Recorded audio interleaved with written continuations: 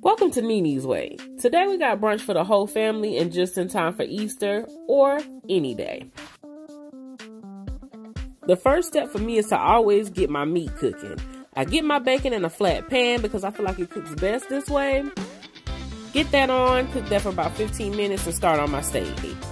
I like to just take a paper towel, pat the meat dry a little bit and puncture it with a plastic fork on both sides to help those seasonings get through.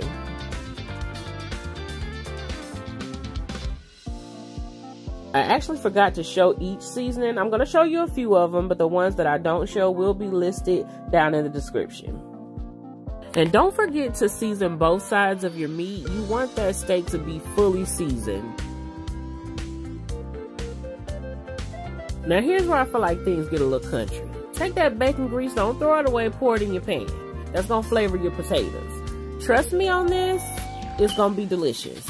Add your potatoes, and then you're going to season them up.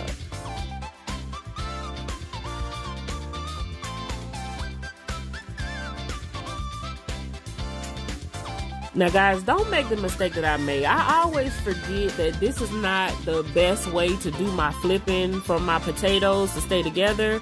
So what I always do, this is the best way. I put them back together, I get me just a paper plate, and I stick it to the hash browns. I flip the pan all the way over, and then I slide those off the plate. Comes out perfect and all together every time. Now I add just a little butter and olive oil, extra virgin olive oil, and I'm gonna sear each side of the steak for maybe about 3 minutes on each side. I like to cook it medium well. Now I know everybody likes to add like rosemary and garlic at this part and just kind of baste the steak. You don't need all that, just baste it with the natural juices that the steaks have made. Now I'm going to use my Aunt Jemima pancake mix. This isn't my favorite brand, but it's just as good. I'm going to add vanilla, cinnamon, and some nutmeg until it's this consistency. I also found this cute little Dash waffle maker that's shaped like an egg. Oh my gosh, I thought these were so cute. So now the spray is optional, you really don't need it, but you can make just the egg shape and you can use maybe 1.5 to 2 spoonfuls of mix for that, or you can make the whole waffle with the egg print just in the middle. That's maybe about 2 to 3 spoonfuls of waffle mix. But when your waffle gets done, this is gonna be what it looks like. This was a great way to make brunch fun. Moving on to our eggs, I just like to use the Eggland's Best brand. That's the best eggs that I have tasted thus far. I've tried so many different kinds and nothing else compares.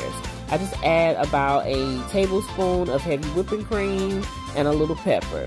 Now for these eggs, I'm just going to continue to push them in the middle. That's the best, easiest way to get super fluffy and delicious eggs. And at this point, the eggs are done. You just have to add your cheese, cover your pan so that cheese can melt, and you're ready to serve them up.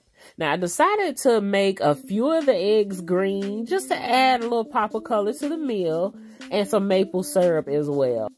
It doesn't matter what day of the week you pick to make this brunch, it's going to hit every time. Trust me. Don't forget to like and subscribe.